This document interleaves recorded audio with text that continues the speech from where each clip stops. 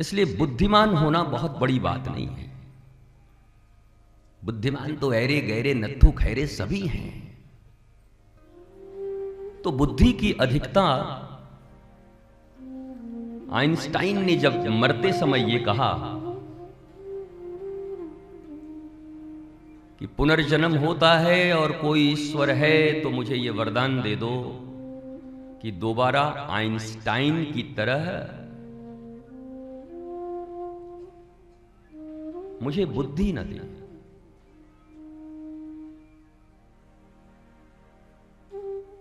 मैं कई बार इस प्रसंग को कहता हूं क्योंकि पता नहीं किस पात्र में, योग्य पात्र में काम आ जाएगा।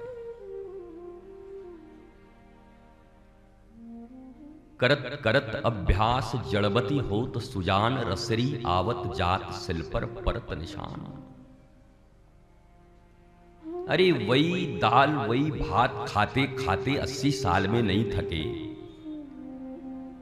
रोटी चमड़ चमड़ तोड़ के नहीं थके, तो ज्ञान की वो वाणी जिसके कारण तुम जीवन मुक्त हो सकते हो, उसे एक बार दो बार सुन के ज्ञानी नाम अग्रगण्यम के पिता बनने का प्रयास क्यों करते हो? बार बार ये जानने की जरूरत इसलिए है कि चहुं ओर कहीं कोई बुद्धिमान व्यक्ति मिल गया या कोई बालक होता है तो आदमी कहता है इनका बेटा आइंस्टाइन के जैसा बुद्धिमान, आइंस्टाइन बनेगा। या व्यंग भी करते हैं, आइंस्टाइन बनोगे क्या? चलो, मतलब वहां तक नहीं पहुंच पाओगे।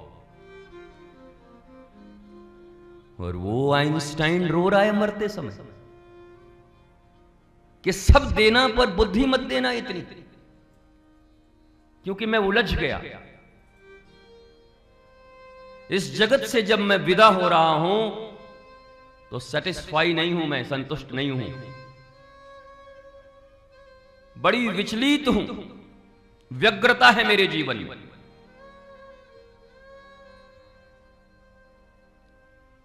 और मौत तो जिंदगी की परीक्षा है। मृत्यु कोई खतरनाक चीज नहीं है, बड़ी अच्छी चीज है। वो पढ़ाई ही क्या जिसमें एग्जाम ना हो।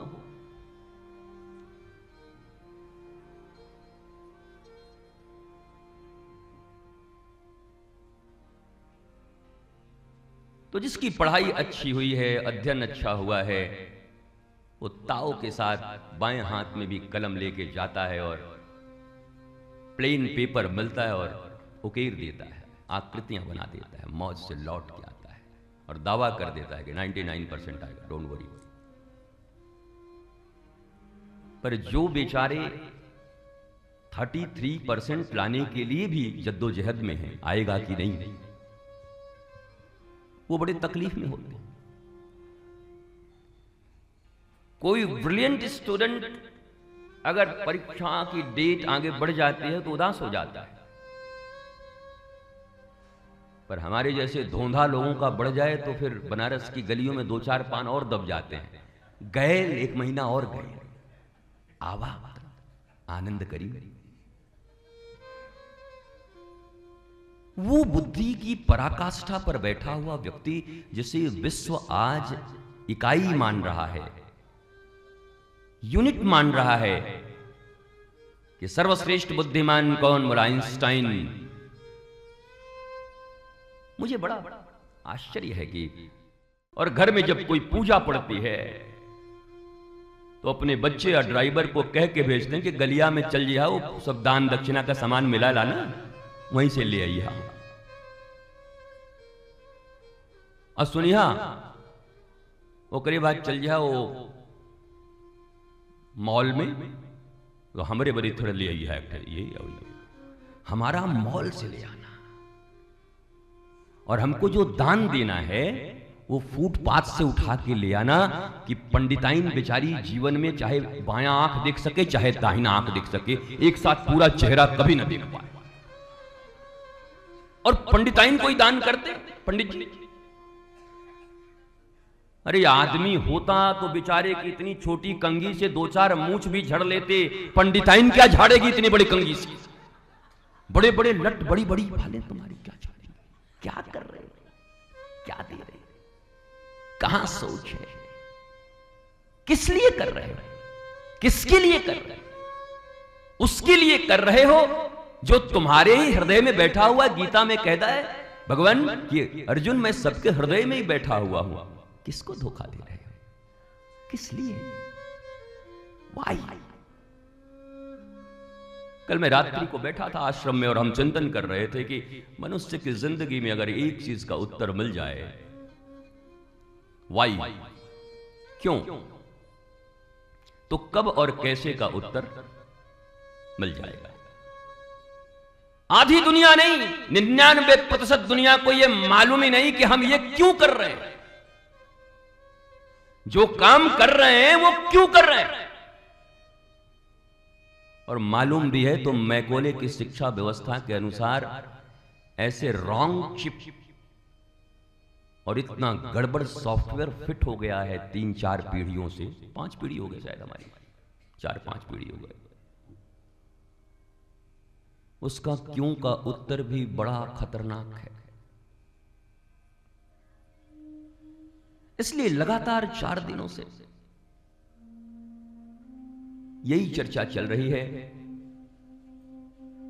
कि अगर बेसिक कहीं भूल है, फाउंडेशन गलत है, तो इमारत सही नहीं बनाई जा सकती। लेकिन न जाने आपको क्या जिद है कि जब तक मणिकर्णिका पर धू धू करके नहीं जल जाओगे, उससे पहले तुमको समझ आएगी नहीं और उसके बाद समझने के लायक रहोगे नहीं। मृत्यु के पूर्व अगर समझ गए तो बात बन गई। नहीं, मृत्यु के बाद,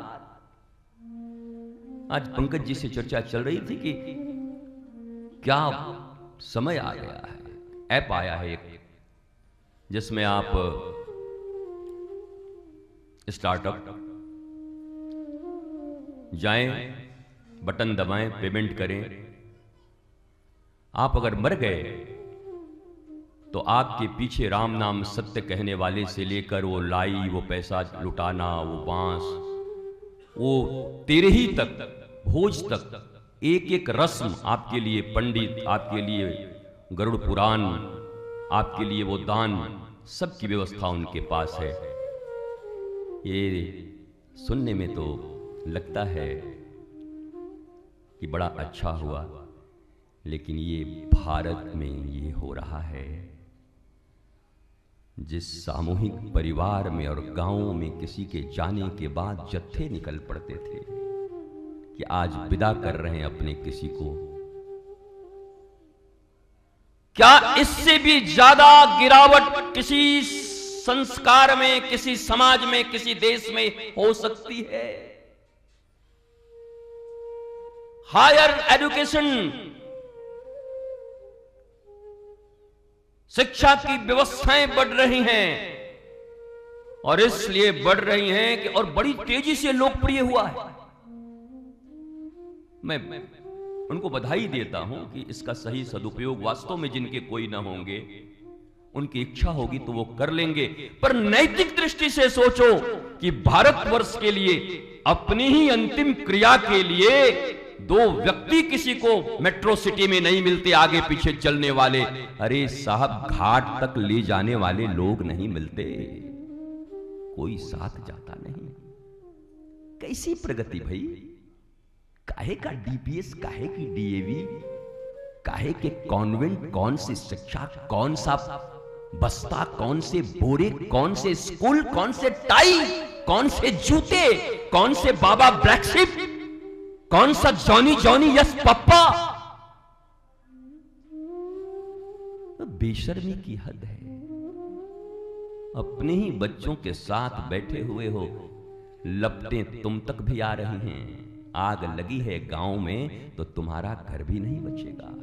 ये बात कश्मीर, केरल और कुछ दिन पहले तक आसाम वालों से सीख लेना। कांधार, बांग्लादेश और पाकिस्तान से सीख लेना। लपट लगी है तो जलेगा, मिटे हुए। इसी शिक्षा व्यवस्था पर आपको इतना अभिमान है, गुमान है? सच बोलने से भी घबराते हैं आप? किसी भी देश, किसी भी समाज में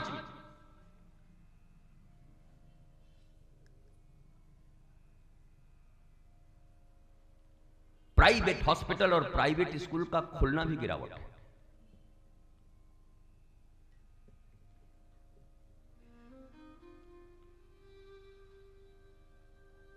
क्यों? ये मान चुके हैं आपकी हमारा बनाया तंत्र नष्ट हो चुका है। कुछ प्रश्न आपके दिमाग में नहीं उठते? जिन सरकारी विद्यालयों में वेतन ज्यादा है वहां अपने बच्चों को पढ़ाना नहीं चाहते, और जिन प्राइवेट विद्यालयों में बड़ी मुश्किल से दाल रोटी खाने के बराबर लोगों को, टीचरों को दी जाती है, वहां अपने बच्चों को तुम पढ़ाना चाहते हो। ये रिश्ता क्या कहलाता है? बड़ा कंफ्यूज हूं मैं। क्या ये कंफ्यूजन तुम्हारे दिमाग में कभी नहीं आता कि तुम भी इसी देश के नागरिक हो, इसी देश में जी रहे हो? इतने अनपढ़ एक आदमी को यहां खड़ा कर दो, बस ये जो यहां, कोई बात नहीं, बोलने भी दो। रोड पे कोई किसको बोलेगा, सड़क तो हमारा है।